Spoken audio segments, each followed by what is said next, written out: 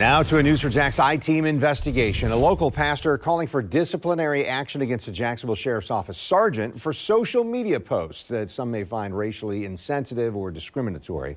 One of the tweets from an account associated with the JSO Sgt writes, "America's three biggest problems: marijuana abuse, and black people." News4JAX I-Team reporter Tarek Miner joining us now after speaking with the pastor, and I saw you trying to speak with the sergeant, right? Yeah, well, first we'll start with the pastor. Bishop Rudolph McKissick with Bethel Baptist Church says that this social media post illustrate the problem of the mindset some police officers have while interacting with the communities that they serve. We've learned that Officer Douglas Howell is a gang unit sergeant for Jacksonville's Violence Reduction Strategy Program. I asked him directly about the social media posts. They're social media posts that African-American pastors tell News4JAX they were made aware of from a Twitter account associated with JSO Sgt Douglas Howell.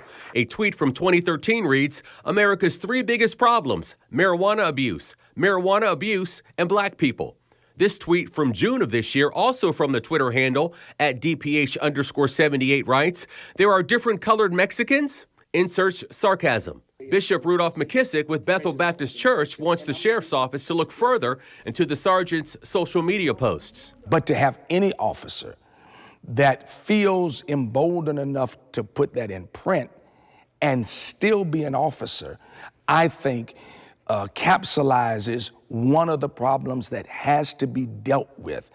And one of the reasons why, as black people, we look at police, unfortunately, with a jaundiced eye, because somebody's willing to say that who's supposed to protect us.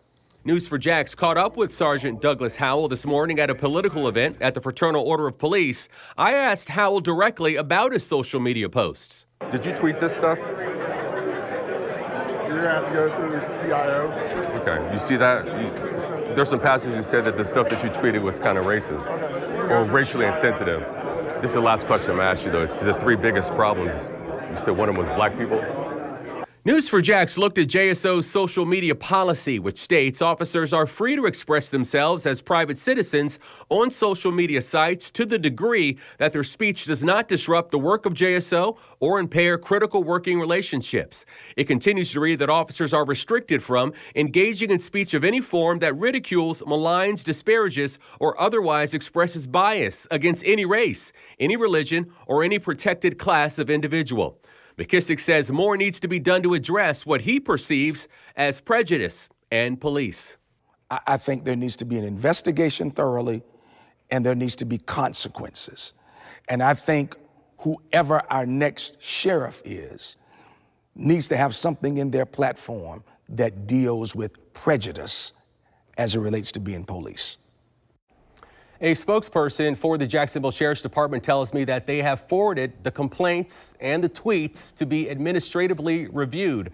I'm told their investigators are attempting to verify the legitimacy of these social media posts, and once completed, police say all available information obtained during the investigative process will become public record. Mary?